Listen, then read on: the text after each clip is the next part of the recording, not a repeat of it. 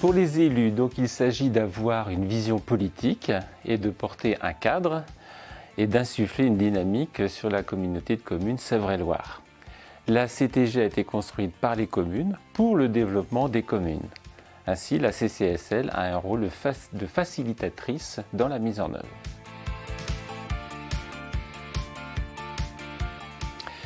En 2018, lorsque la CAF est venue présenter la CTG, il y a eu beaucoup de craintes de la part des communes. Premièrement, c'était un nouveau projet à développer, et puis il y avait la crainte que la CCSL prenne les compétences enfance-jeunesse. Et c'est vrai que pour chaque maire, il est important de conserver la politique enfance-jeunesse sur sa commune. En tout cas pour ce qui est de la communauté de communes Sèvres-et-Loire.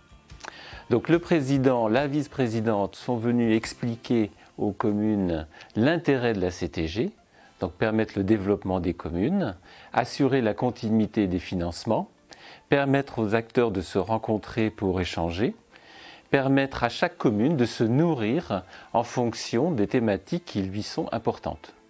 Donc dans une méthode intelligence collective. On est passé donc d'un document obligatoire pour obtenir des financements CAF à des espaces ressources pour tous les élus, les professionnels du territoire. Les réunions participatives, c'est quelque chose qui a tout de suite bien fonctionné au niveau de la communauté de communes Sèvres-et-Loire.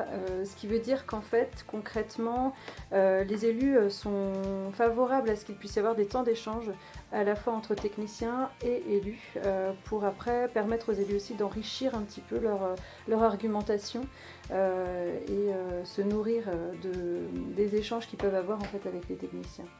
Donc je parlerai de ça et je parlerai également de l'intelligence collective comme le disait Christophe Richard où en fait l'idée c'est de se nourrir de tout le monde. Donc en fait chaque moment est important quand on réalise la CTG, ce que chacun peut apporter a son importance. Et nous on part du principe au niveau de la Comcom Sèvres-et-Loire que chaque commune a sa propre voix, donc on prend en compte la vie de chacun.